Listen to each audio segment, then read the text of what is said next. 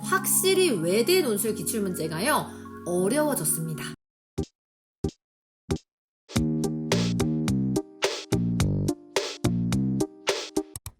안녕하세요 여러분, 연세대 김미미입니다. 오늘은 여러분 우리 한국 외대 논술에 대해 설명드리기 위해서 이렇게 영상을 켰습니다. 우리 한국 외대 사실 2합 4호 라인을 준비하는 친구들이라면, 특히 경희대를 준비하는 친구들이라면 항상 마음속에 같이 담아두고 있는 대학교 한국외국어대학교죠. 그만큼 사실 외대는 경희대의 문제 유형과 굉장히 유사한 흐름을 가져가고 있기 때문에, 그리고 그 문제의 유형이 고정적이기 때문에 우리가 경희대를 준비한다면 정말 같이 준비하지 않을 이유가 없는, 이유가 있다면 아무래도 최저 그 이유를 말고는 준비하지 않을 이유가 없는 같은 유형의 같은 맥락의 시험이라고 보시면 굉장히 좋습니다. 그렇기 때문에 우리는 사실 경희대를 공부하면서 외대도 공부하고 외대를 공부하면서 경희대를 공부한다 라고 하지만, 어쨌든 이들 사이에도 이 외대만의 정말 큰 차이점이 존재를 하게 되죠. 그리고 이 외대는 사실 문제의 유형이나 이런 것들은 굉장히 수월한 편이기는 하지만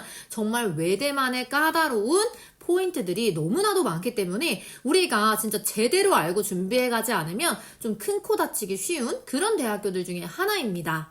사실 외대하면 학생들이 제일 많이 하는 착각이 외대 논제 너무 쉽지 않나? 문제도 다른 대학교들에 비해서 사실 술술 읽히기도 하고 문제 쓰는데도 어려움이 없는 것 같고 내가 문제를 한번 풀어보니까 나 좀 잘하는데? 라고 하는 게 진짜 외대를 준비하는 학생들의 가장 큰 착각이 됩니다.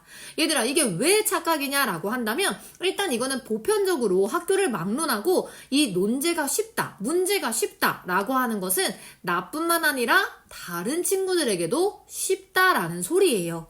그렇기 때문에 그 변별력을 찾기가 사실은 더 어렵고, 그렇다 보니까 이 합격이라는 것도 내가 잘 썼다라고 생각해서 끝나는 것이 아니라 내가 잘 쓰는 것 이상의 답을 요구하게 되는 겁니다. 그렇기 때문에 외대는 우리가 쉽다라고 생각할 수가 있지만 실제로는 그렇게 마냥 쉬운 대학교는 절대 아니라고 생각을 해주셔야 돼요.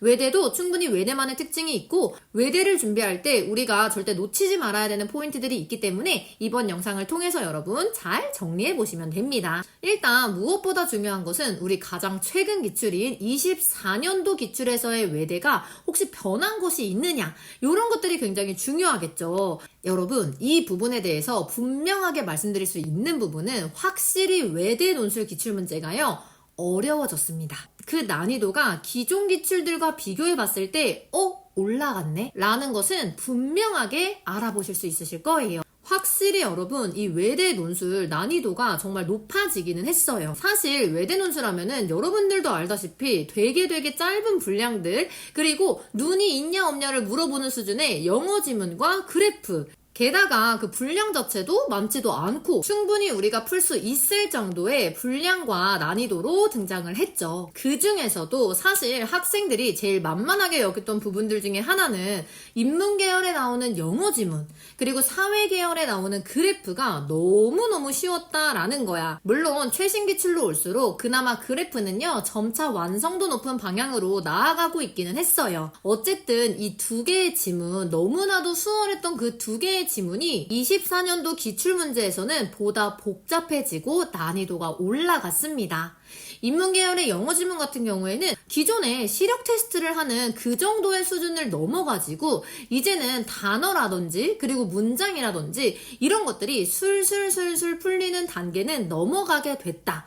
이것이 진짜 중요한 포인트입니다. 다시 말해서 우리 영어 독해 부분에 있어서 정말 기존에 있는 기출처럼 마냥 쉽지는 않을 거다.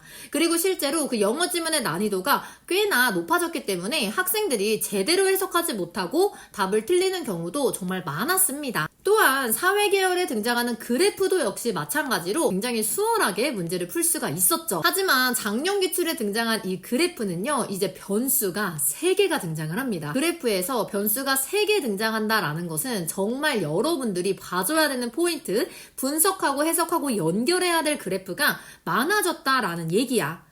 그렇기 때문에 당연히 그냥 하나 그래프 띡 주는 것과 이렇게 3개의 그래프가 뿅뿅뿅 나오는 건 다를 수밖에 없는 거겠죠. 그러니 이 영어 지문도 그렇고 그래프 지문도 그렇고 우리가 기존에 만만하게 생각했던 그 정도의 수준은 이미 진작에 넘어섰다라는 것이 여러분 중요한 포인트가 됩니다. 내가 최저를 0으로 맞추지 않는다 라고 한다면 영어 지문 다시 한번 시험 전에 체크를 해 보셔야 되고요. 그래프 같은 경우에는 그래도 얘들아 이제 영어 지문은 아니기 때문에 충분히 우리가 준비를 또 해 나갈 수가 있겠죠.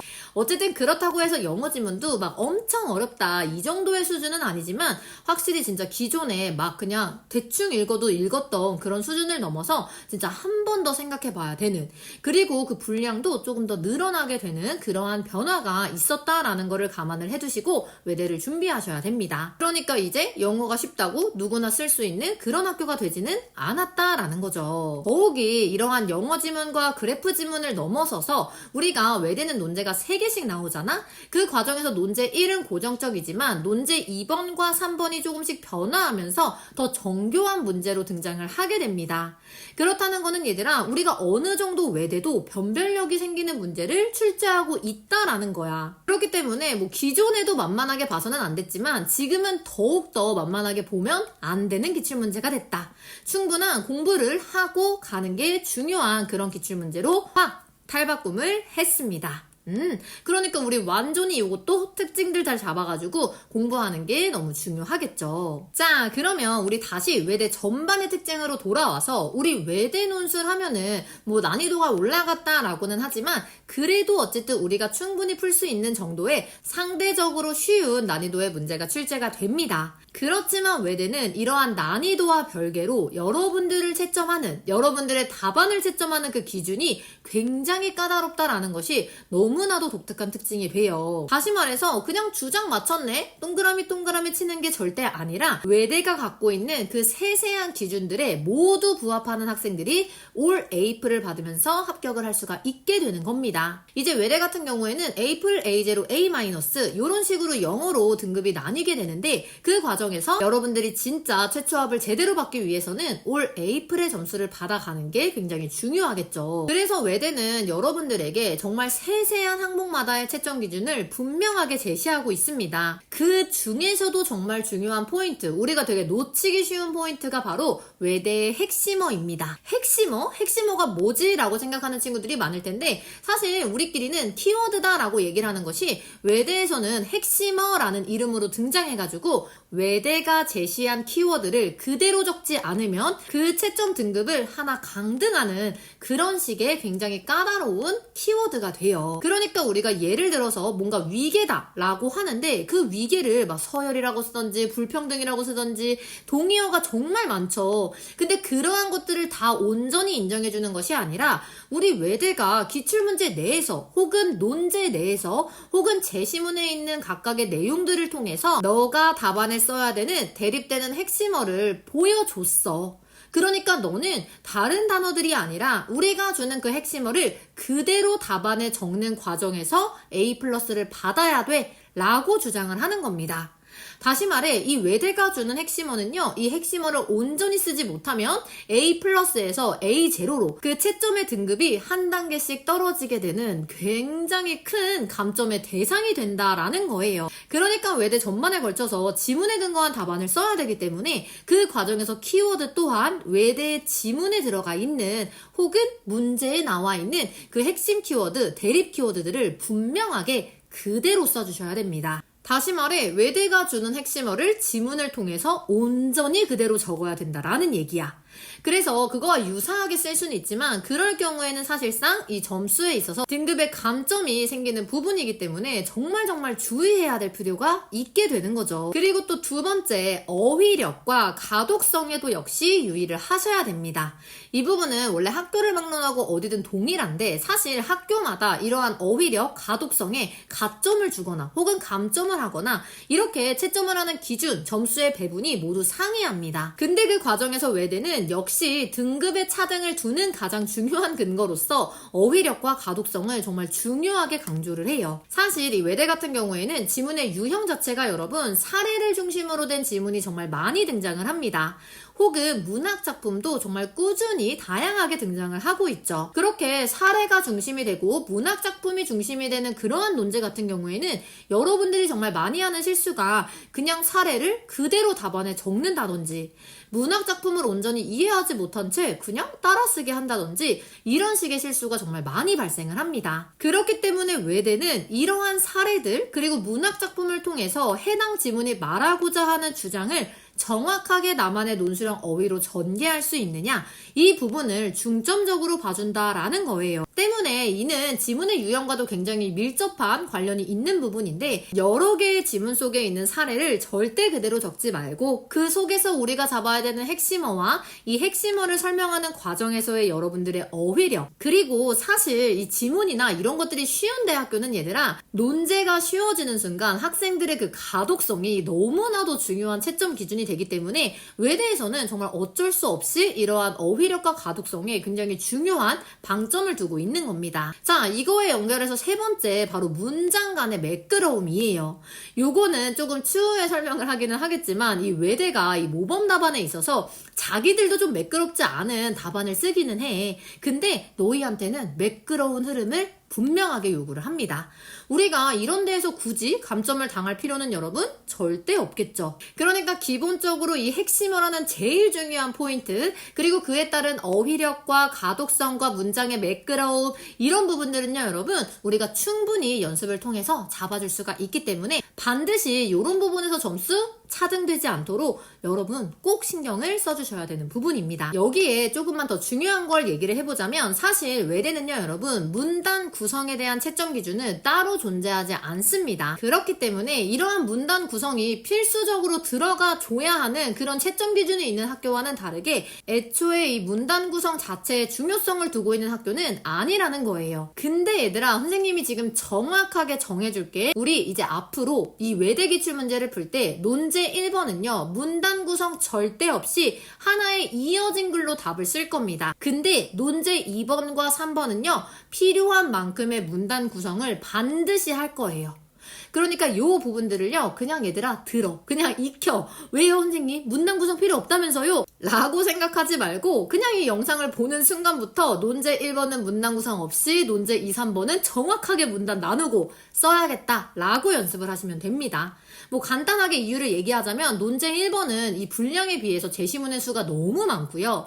근데 논제 2번과 3번은요. 이러한 제시문의 양과 분량이 적절하게 이루어져 있어서 일반적으로 이제 문단을 나누는 학교와 동일하게 답안을 작성할 수가 있을 정도의 분량입니다. 그리고 실제로 외대도 예시 답안에서 논제 1번은 문단을 나누지 않고 2, 3번은 정확하게 나누죠. 그렇기 때문에 이 부분은요 우리 그냥 그렇게 하자라고 정하고 문단 구성을 이렇게 생각을 해주시면 돼요. 자, 이 정도만 일단은 맞춰도 주장과 근거를 잡았다는 것을 전제로 절대 감점 당하거나 등급이 떨어지는 경우는 없을 거다. 근데 이게 여러분 또 마냥 쉽지는 또 않죠.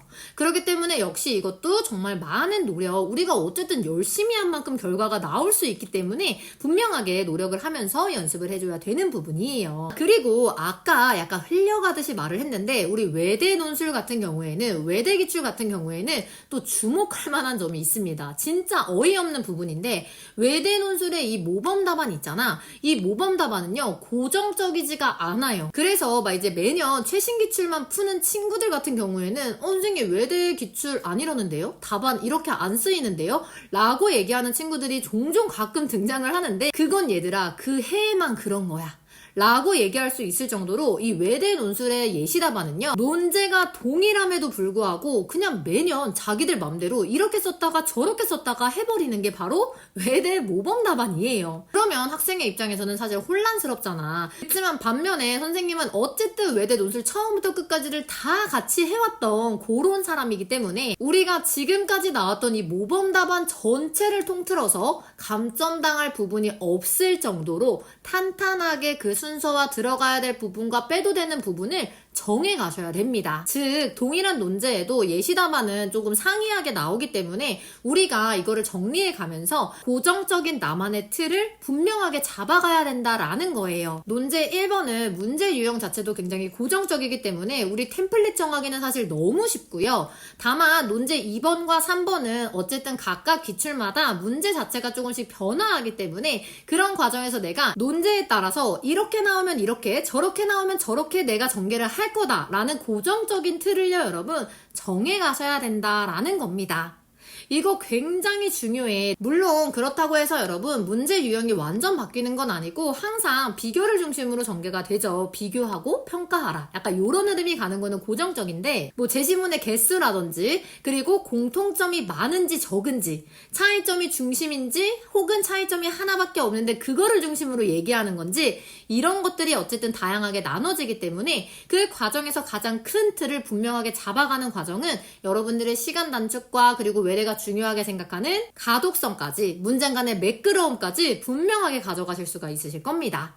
그래서 요거는 반드시 계획을 하고 가져가도록 해요. 그러니 정리하자면 논제 1번은 고정적이니 그 전개 과정은 반드시 그냥 그대로 외워가고 그 외에 논제 2번과 3번은 방향성은 동일하긴 하지만 그 과정에서의 약간의 차이는 있으니 우리가 어쨌든 큰 틀을 분명하게 잡고 시간적인 여유가 된다면 세세하게 하나하나씩 준비를 해가는 과정이 중요하다라는 거.